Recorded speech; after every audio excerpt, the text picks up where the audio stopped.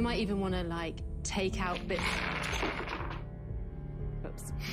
Imagine you're playing Jenga, but instead of 54 wooden blocks, you're stacking 57 floors, 821 feet into the sky. At 56 Leonard Street, engineers built a masterpiece that looks like it can tumble any second. Each floor is deliberately offset to give it the Jenga look. Some of these cantilevers jut out 25 feet. Even before its opening in 2017, 56 Leonard Street divided New Yorkers. Locals called it a shadow on their homes. Architects called it an engineering marvel. But how is this controversial tower even standing? All right, let's talk about something huge, the 2008 financial crisis. Now I know, that sounds complicated, maybe even a little boring. But trust me, we're going to break it all down with a simple game you've probably played, Jenga. Except this was a giant global Jenga tower built on a foundation that was, well, let's just say it was incredibly shaky. So let's get started. Everything, and I mean everything, started with this one simple question. In the early 2000s, this wasn't just an idea, it was practically a national motto. Everybody wanted to own their own home, and you know what? The entire system seemed dead set on making that dream a reality for as many people as possible. So let's talk about the foundation of our Jenga tower. It wasn't built on solid ground. Nope, it was built on an idea. A really powerful, really relatable idea that millions and millions of people all shared at the same time. And why wouldn't they? Interest rates were at rock-bottom lows, and banks were practically giving away money. Getting a loan was easier than ever before. Owning a home was the ultimate sign you'd made it, and the housing market was absolutely on fire. It really felt like a win-win for everybody. What could possibly go wrong? Well, here's what could go wrong. To build this tower of dreams bigger and faster, the financial system started using some, let's say, questionable materials. These were the bad blocks in our Jenga tower of lies. And that brings us to a term that honestly sounds like a complete joke, but it was very, very real. The ninja loan. That stands for no income, no job, and no assets. Yes, you heard that right. Banks were lending enormous amounts of money to people without even checking if they could pay it back. These were, without a doubt, the wobbliest Jenga blocks you can possibly imagine.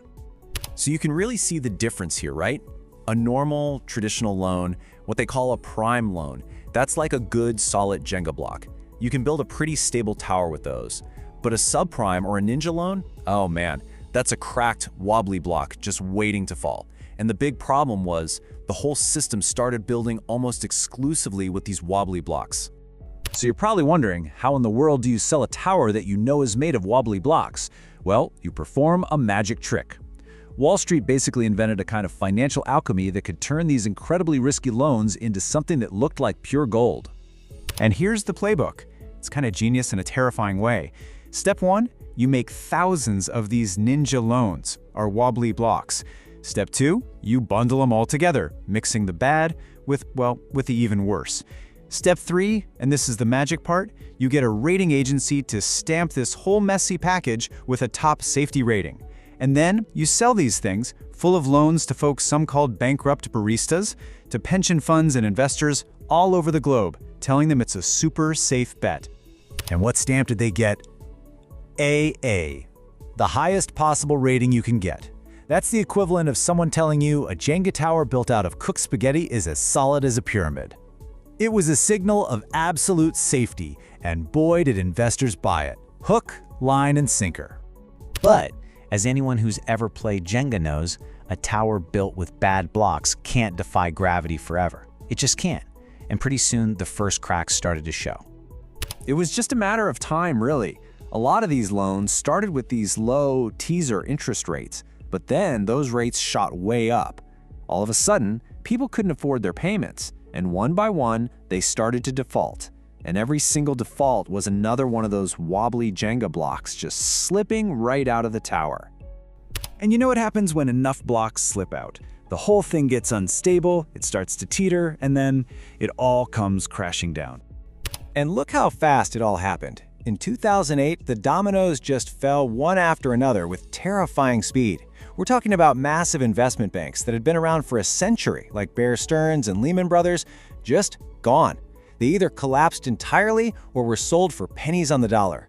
The entire global financial system was literally on the edge of a cliff. So, After the tower collapses into a pile of rubble, what do? Well, you have to start sifting through the pieces, trying to figure out what went wrong, and hopefully, you learn a lesson so you don't build the exact same wobbly tower all over again. And it's so important to remember, this wasn't just about numbers on a screen. The crash triggered the worst global recession since the Great Depression. We're talking millions of regular people losing their homes, their jobs, their life savings. Governments had to step in with huge bailouts to stop a total economic meltdown, and a bunch of new rules were created to try and prevent it from ever happening again. And that brings us to the big question, doesn't it? The tower fell. We rebuilt the system. But is the new foundation really any stronger today? Or are we just using slightly less wobbly blocks to build the next tower? That's a question worth thinking about, because somewhere out there, the next tower is already being built. Thanks for tuning in.